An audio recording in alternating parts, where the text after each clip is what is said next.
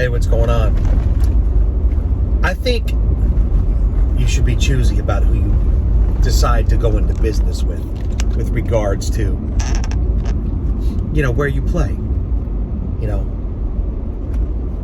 It's not only the venue itself and who runs the venue, it's the clientele, and it's the overall vibe, and it's the value they place on entertainment, which is usually below the cleaning crew, below any maintenance, below a server, below anyone. You're the last person on the totem pole.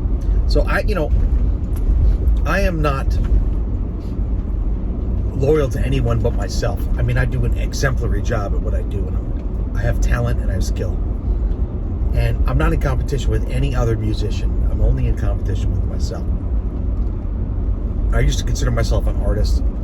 I haven't been an artist in about a decade. I'm just a song interpreter these days. Still trying to redefine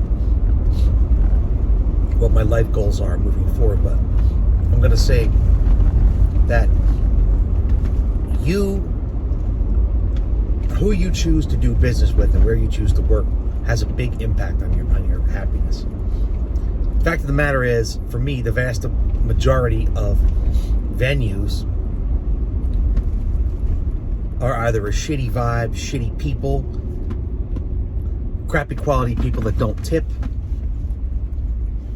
indifferent, and just don't pay well enough. It's just not worth it nowadays. You should be choosy about who you do business with and where you play. Shitbags don't care. They go play for $150, $200.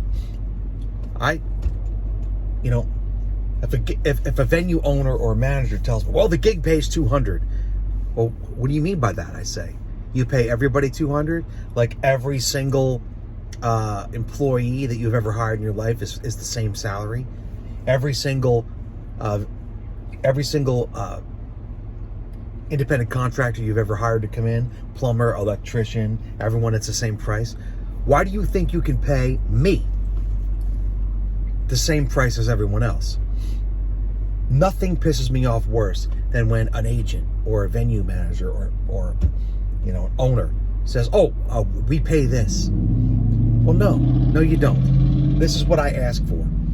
And if 80%, and this is where it comes down, that you need to fire your shittiest clients. If 80% of the places are shitbag places that don't care and they only want to pay you what other shitbag musicians are paying, then fire them. Find 2 or 3 places, if you have to go through 100, that want to pay you much more money, and you'll be making more money playing for crowds that are appreciative, for venues that are appreciative of what you do. Your sense of well-being and your mental outlook will not suffer, and you'll be a lot happier. I'm happier making the same or even a little bit less money than playing 5-6 days a week at a shitty place. I'm playing my 3 days a week now. I asked for and got raises, and I'm the only one at the venue that got a raise, because I said I don't play for what everybody else pays for. I have my value. I know where I stand. If somebody else doesn't know it, okay, fine. I'll just move on to somewhere else. There's plenty of places to play in Florida. Plenty. I tell you this all the time. Just because I choose not to play at them doesn't mean that, if you're a retiree and you come down here, and you choose to play those places, that's fine. I've personally never met part-time musicians that are as good as me. They're not as good as a full-time professional musician. Somebody that's working in studios in Nashville. Somebody who's done this their entire lives full-time. You could never be as good as a full-time musician unless you're some crazy level, 1 out of 10 million prodigy. For the most part, these retirees that come down here and retired from the fucking police department or fire department, they come down and they start playing. They got tracks behind them. They're flubbing their way through shit, playing wrong chords. Their voice is mediocre. And they play for $150 and they're happy because they have a big fat pension. They sold their house in New York for $1 million and bought a place down here for $350. There's plenty. Again, I don't do business with places like that. And really, really good, talented musicians are few and far between, because my agent tells me this all the time. They have trouble.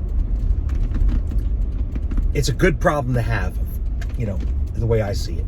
That you have, at least for me, as somebody who performs, they have trouble finding other musicians at the venue, because I play there a couple of times a week, and they, the contrast between your typical average player, singer, and somebody who's, has actual talent and skill and has done this their whole life, it's stark.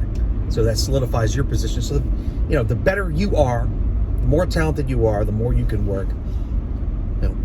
Again, for me, it's quality, not quantity. I'd rather work less and make more money than work more and make less money. You're going to burn yourself out that way. Got no time for it. That said, things are becoming a hell of a lot more expensive. If you want to do this full time, you really need to be strategic about it.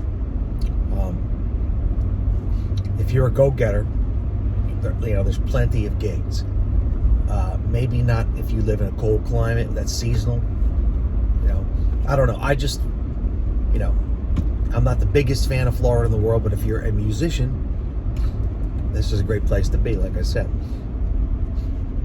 See so many talented writers, musicians, artists just going broke, literally going broke working at Starbucks or begging for gigs. When I lived in Nashville, it was sickening. The typical musician around that town is better than any of these, cut and paste generic Cole, Swindell, Kane, whoever. These people on the radio, you could just take one guy out and paste any guy into any song that sounds the same. Those guys suck ass, all of them. People I know in Nashville who are floundering around, scratching to try to make a living, are 100 times more talented than that, and it's a shame.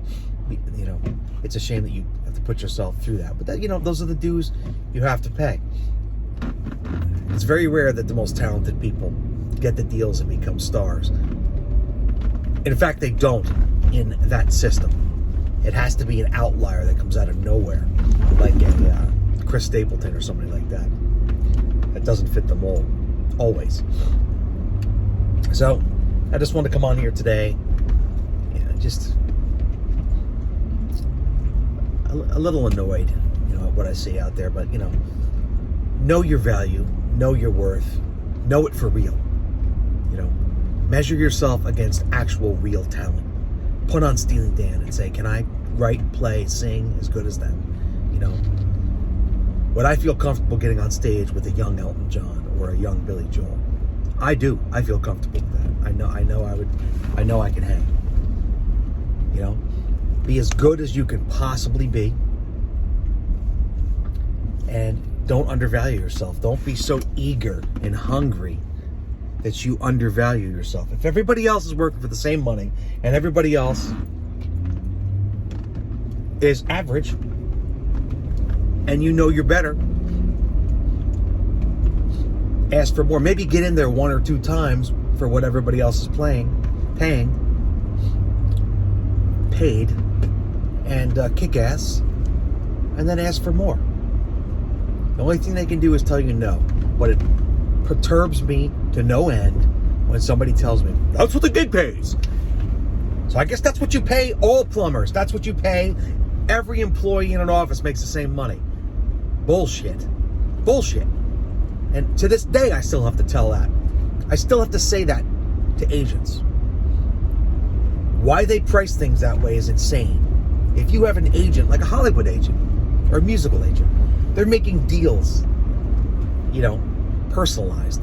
This cut it, print it, paste it, ship it mentality with art is bullshit. And that's been one of my main issues. That's what blew me out of Orlando. But what my band was bringing to the table was insane. We had a $50,000 light show, a huge video screen, everything, and it was like, well, the gig pays $3,600.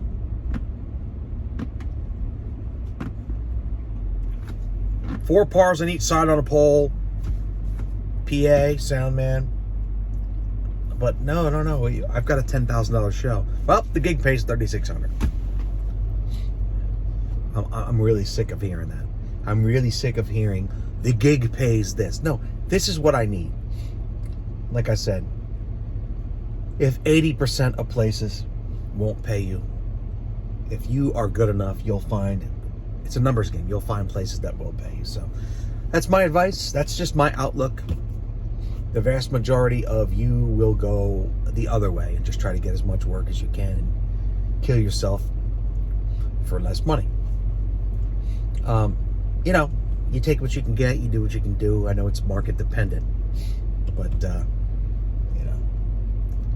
life's short, you know what I'm saying?